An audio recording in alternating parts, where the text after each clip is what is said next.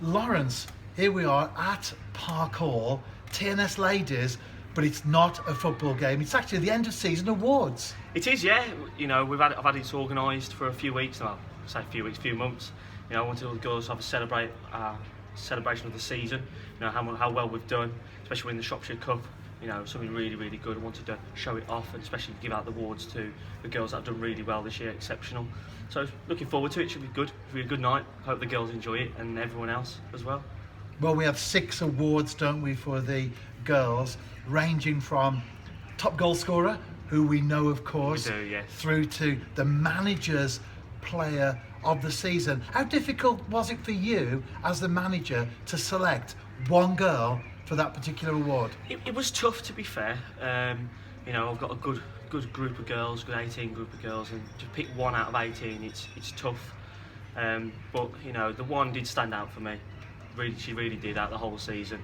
You know, I won't say too much because I don't want to give it away at the minute. But you know, she's played in different positions this year to what she's used to, let's say, and been like a duck in water. Just took to it, not a problem. So yeah, so it was out of few if I narrowed it down, but I think I went with the right one in the end. That sounds fantastic. Well, of course, by the time this video goes out, then the awards will have been announced anyway. Girls football, it's not on the same level as men in the sense that here at Park Hall, the players are on a contract. So Scott Rusco knows that he's got those players for 1, 2, 3 years or whatever. They come in for training every day. They're available for selection. Being the ladies manager, they're not on contracts. They can come. They can also go as well. They can call you up on a Wednesday night saying, sorry Lawrence, I've had to work over, or I don't feel very well. So there are extra challenges in many ways to being the ladies manager. There are, especially when the girls work full time. You know, this is not like a professional job for them. It's a hobby if you look at it that way. And they, you know, they'll travel from here, there, and everywhere where we get our players in, and they'll come on a Wednesday night, rain, shine, whatever, and they give me 100%. To be fair to them, like I said before, we've got a really good group of girls, and you know, it brings up difficult challenges. You know, sometimes I've said, oh, like you said, I've got to work late, or sometimes, oh, I'm going to work the Sunday when they can't play, and I'm like, so I've got to rejig my whole team again. You know, late phone calls. It's one of them. It happens. I think that happens at most levels of ladies football and the lower leagues of men's English footballers and Welsh football as well. So, you know, but to be fair, on the whole, I've got a good committed squad. Yeah. I do get out of the 18 at least 16 every week available, if not 18. It's very rare I do get less than 18, but you know, like I said, I want to add a few more for next year, as each manager does, to keep improving their team, and we'll see what comes in. Hopefully, you know, I've spoke to a few players, they're interested, and hopefully I can get them on board next season. It will see what I can do. You've already mentioned the Tom Farmer Shropshire County Cup, and we had this chat before that particular final, which TNS won quite comfortably in the end. How difficult was it to leave girls out for that final? How difficult is it to please everyone? You have a squad of 18, but ultimately only 11 can be in that starting lineup. It is, and when I spoke to you then at the final, I only had to leave one person out in the end. And like I say, it was very difficult. It's a few sleepless nights, and you know, I've apologised to that player. I can't count the amount of times. But yeah, it's tough. You know, in picking 11, there's always going to be, you can't please everyone all the time, only some people, some of the time. And you know, I explain my reasons why they're not starting the game, why they're on the bench, why I've changed things around. We might have a midweek game, rest a few, change things around. I've got to keep everyone fresh and try and keep everyone happy. And you know, I don't want to lose too many players, especially where we are. We don't have the biggest player pool compared to other teams in our league, so it makes, you know, I wouldn't say my job, but our job as a management team even harder to recruit players in. So I like to keep everyone happy, and I'd like to say that everyone's stopping from last year. And I said a few more coming in would help the team as well. You mentioned players coming in.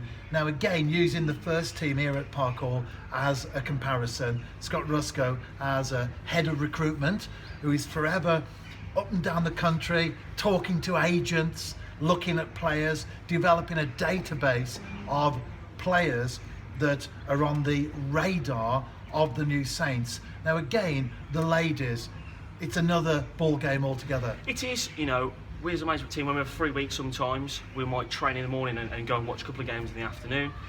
I want to try and get someone on board to come and help us so that we can go in first team analysis, that wants to go out there and go and scout me some teams, some players for me. It would really help. I want to grow this club as big as I can. I do have a big plan for this ladies team and the girls side to keep expanding, which we are doing this season, which is really good. Really proud of it.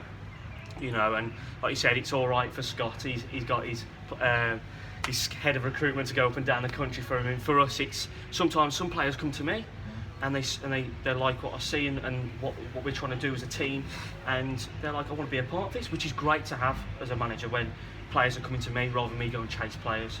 So that's a good credit to not just the club, but myself, my management team, everyone, all the volunteers that go into the club and try and make it as best as we can do.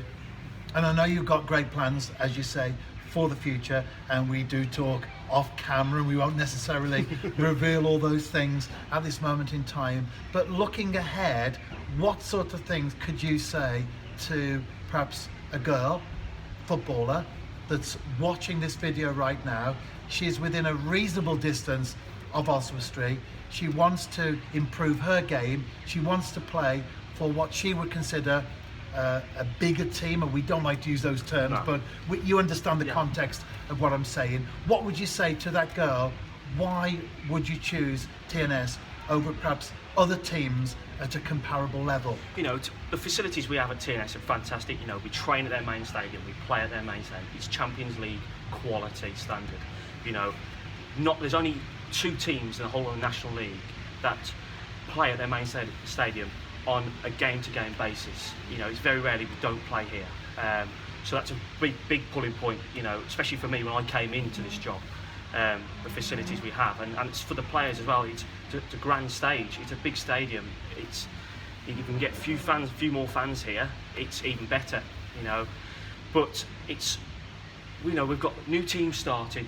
I like to just look at the bigger picture. I don't want the girls to come and say, what do I want to go for the first team? I want us to look at the whole picture, what we're all trying to do at this club. And I want everyone to buy into everything we want to do. And that's across all ages. I just want girls that are fully committed to it and want to improve and get better. And, you know, because at the end of the day, I want to compete at the highest level with this team. And I believe we can. You know, so, you know, I want girls to work hard. And I always ask my girls, give me 100%. Training, matches, the lot, and I can't fault them then at the end of the day. So that's what I like to say.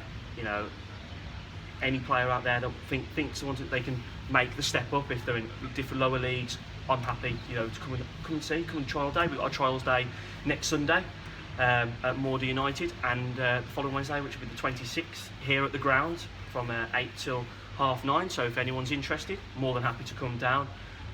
Message us on Twitter or Instagram, and or follow me on Twitter, and we can go from there and we'll have a chat and see where they've been, and hopefully get to come down and maybe sign for the New Saints Ladies. Excellent. Well, the future looks great. Back to the present. I normally interview you when you're wearing a TNS tracksuit. Tonight, looking very smart indeed. It's the awards evening, as we said at the beginning. Let's go in and let's see who's won those awards. Let's do it, Stu. Thank you very much.